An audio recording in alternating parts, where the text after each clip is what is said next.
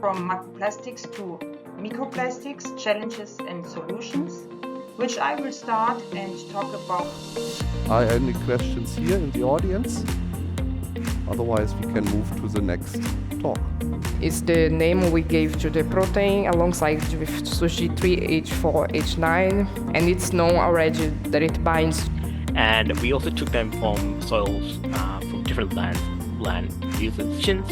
And we also took soils. We also have sand and sediment samples, but also oysters, mussels, fish tissue is what we've analysed, but also the weird and wonderfuls.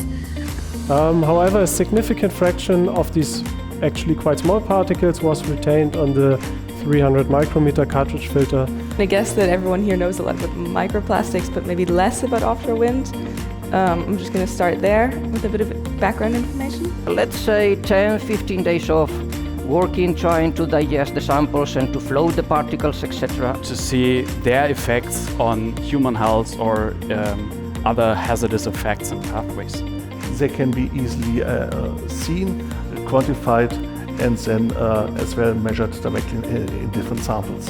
And if you are treating your cooking equipment not very well, you are creating microparticles, not microplastic, I would call it micro-PFAS. And on top of this, we also see that there's new sources and a very broad range of matrices overall, which again confirms what we already knew, that there's a complex contamination really on a global scale. The fraction of particles that were identified with high confidence was better with this microplastic. The changes in the chemical signature are different. For the naturally aged and for the artificially aged, there are quite some differences.